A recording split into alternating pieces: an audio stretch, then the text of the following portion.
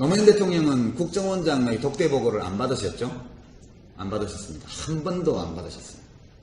보고를 안 받은 것은 아닙니다. 보고는 받았죠. 필요한 보고는 다 받으셨지만 누군가 있는 자리에서 받았다는 뜻입니다. 최소한 비서실장이 같이 있든가 아니면 수석이나 보좌관 중에 관련 업무를 하고 있는 안보보좌관이나 외교안보수석이나 이런 사람이 같이 보고를 받든 아니면 관련 장관이 같이 있는 자리에 반드시 제3자가 있는 자리에서만 보고를 받으셨어요.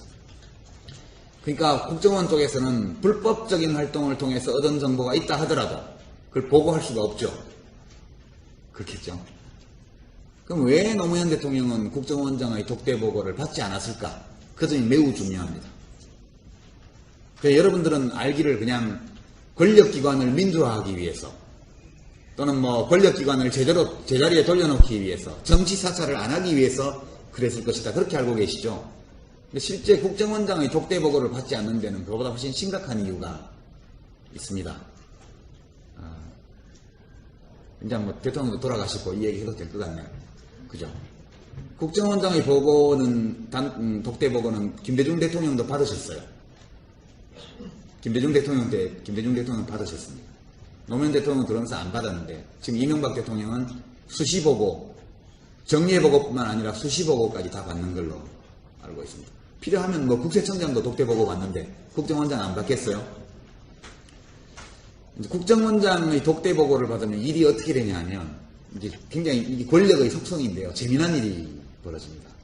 국정원장의 독대보고에는 합법적인 내용과 비합법적으로 수집한 정보가 다 들어있을 수 있습니다. 그 중에서 중요한 것이 국정원은 손이 안 미치는 곳이 없습니다. 언론사, 민간기업, 정부기관, 공기업, 정부 산하기관까지 다 손이 뻗쳐 있습니다. 방대한 조직을 가지고 있죠. 그래서 예컨대 보건복지부에서 제가 장관을 하는데 보건복지부에서 다음 국무회의나 장관회의에서 보고할 내용을 준비를 합니다. 보고 내용을. 한미 FTA에 대해서 어떻게 할 거냐 준비를 합니다. 그러면 국정원 조정관이 그걸 미리 파악하죠. 국정원 조정관이 그 보건복지부 안에서 돌아가는 일들을 다 파악합니다.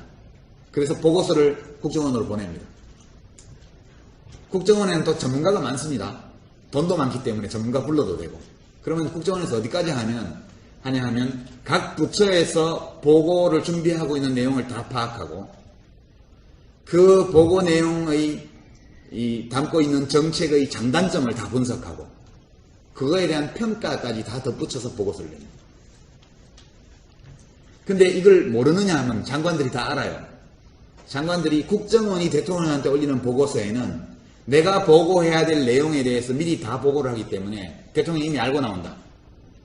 심지어는 이 보고 내용에 대한 평가까지도 거기 다 들어있다. 이렇게 되는 겁니다. 보고할 맛이 나겠어요? 그 보고를 하다가 대통령도 그 모든 것을 다 기억하지는 못합니다. 보고를 듣다가 갑자기 생각이 나서 무슨 말을 한마디 하셔요, 대통령이? 그러면 장관은 어떻게 생각하냐? 대통령이 이미 다 파악하시고 그거에 대해서 평가를 해주신 거다. 그러니까 받아적기 바쁜 겁니다. 여러분 텔레비에 국무회의 풍경이나 장관회의 풍경 보면 대통령은 말씀하시고 장관들은 받아적죠. 제일 안 받아적은 사람이 강금실 장관하고 저라고 그러던데요. 안 적습니다. 왜냐하면 대통령 말씀은 나중에 내부 통신망으로 다 오거든요. 대통령 말씀은 정부 내부 통신망을 통해서 장관한테 대통령 말씀이 다 오게 돼 있습니다. 뭐하러 그걸 적어요 거기서. 근데 적는 겁니다. 그리고는 적어서 대통령의 깊은 뜻이 여기에 있다. 이렇게 와서 부에 돌아와가지고 실국장들을 다 모아놓고 각하께서 이렇게 말씀하셨다. 쭉 가는 겁니다. 이건 어떤 뜻이냐 하면 정부 각 부처가 다 무력화되고 자율성을 상실하게 됩니다. 그리고 장관들이 위로 대통령만 쳐다보게 됩니다. 그리고 대통령이 만사를 다 아는 사람이 아닌데 회의하다 무심코 한 말이 대통령의 지침이 돼서 내려갑니다. 국정이 망가지게 돼요. 이 위험성이 너무너무 크기 때문에 단순히 국정원을 정치 사찰을 못하게 하고 제자리로 돌려놓기 위해서 독대 보고를 안 받으신 게 아니고 분권과 자율 이런 원칙에 따라서 정부의 각 부처를 통괄하고 있는 장관들이 독자성과 자율성을 가지고 부처를 운영하면서 청와대와 협조하고 총리들과 협조하고 이렇게 해서 자율적으로 국가기구가 헌법과 법률에 의해서 각 부처에 주어져 있는 권한에 따라서 정부가 잘 운영되도록 하기 위해서 국정원의 독대보고를 안 받으신 거거든요. 7조 원인가 규모로 수자원공사한테 맡겨놓고 수자원공사가 그 돈 빌려가지고 하고 그 이자는 정부에서 내줄게. 지금 그렇게 하고 있거든요. 여러분 요즘 뉴스에 나오는 800억인가 뭐 수자원공사 이자 지원하는 그 예산이 그 문제입니다. 그러니까 이런 수자원공사는 그런데 수자원공사 법상 그 사업을 하면 안 되는 사업이에요. 그러니까 각종 불법, 탈법, 편법으로 밀어붙이는 4대강 사업이 왜 국민이 80%가 반대하는데도 불구하고 이렇게 가는 걸까? 이해 안 되시죠? 지금 제 설명 들어보시니까 이해되시죠? 이것이 국정원을 망치는 지름길입니다. 국정원이 나쁜 조직이라서 그런 게 아니에요. 국정원은 필요한 조직이고 정보기관은 꼭 필요합니다. 그러나 이 정보기관은 합법적인 수단을 통해서 활동을 해야 되고 간혹 불법을 하는 경우에도 절대 들키면 안 돼요. 아니 안 들키면 모르는 거니까. 불법을 하는 경우에도 들키면 안 됩니다. 그리고 이 대통령이 이 권력기관, 정보기관, 이 막강한 기관의 독대보고를 수시로 받는 이상은 정부 부처들이 자율성을 가지고 사업의 타당성, 효율성, 합리성 여부를 따져서 판단할 수가 없습니다.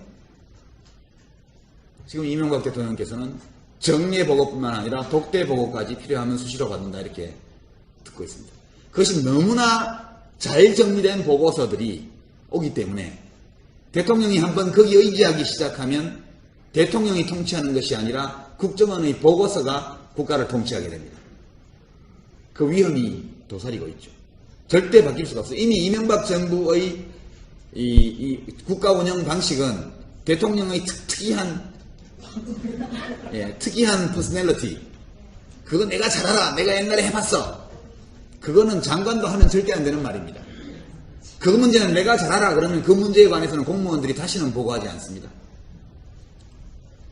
보고 듣다가 중간에 끊고 이 문제는 내가 잘 알아요 이렇게 말하면 공무원들이 그 다음부터 새로운 제안을 절대 가져오지 않습니다.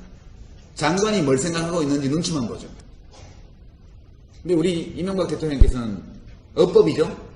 내가 옛날에 노점상 해봤는데, 내가 옛날에 막노동 해봤는데, 내가 옛날에 무슨 학생운동도 해봤는데 안 해본 게 없어요. 안 해본 게 없으니까 토목도 내가 해봤는데 그러니까 이렇게 가는 겁니다. 안 해보신 게 없기 때문에 만능의 장인이세요 스스로. 그러니까 공무원들이 보고를 할 수가 없습니다. 각하 대통령님 이 문제는 이런 관점에서 타당성을 검토해봐야 돼요. 그러면 당신 여기 왜 있는데? 바로 엎어놓는 거죠. 그러니까 이것은 누구도 막을 수 없습니다. 이미 이 독주 독선 또는 이 무대뽀식의 이 잘못된 정책들을 막을 수 있는 유일한 길은 선거로 심판하는 것밖에 없습니다. 그러니까 국민 여론이 80% 반대해도 꿈쩍도 안 하잖아요. 국민들이 몰라서 그래. 오해해서 그래. 내가 잘 설명할게. 그 텔레비에 나오셔서 설명했는데 여러분 납득이 됐습니까? 그것이 기본적으로 대통령의 퍼스널리티고 여기에 권력기관 기관장의 독대보고가 결합이 되어 있고 그리고 정부 부처들이 전부 자율성과 독립성을 상실하고 거의 종속되어 버렸습니다. 이렇게 시스템이 되어 있고 이거를 조중동과 같은 메이저 언론에서 떠받들고 있지 않습니까? 이 상황에서는 공자님, 맹자님, 예수님, 석가모니 무슨 마호메트가 오셔도 말로는 할 수가 없습니다. 야당이 맨날 대변인 설명 내고 기자회견 해본들 아무것도 바뀌지 않아요. 할 수 있는 유일한 길은 권력을 박탈하는 것밖에 없습니다. 그들의 손에서 권력을 뺏어내지 않고는 이 잘못된 정책을 막을 수가 없습니다.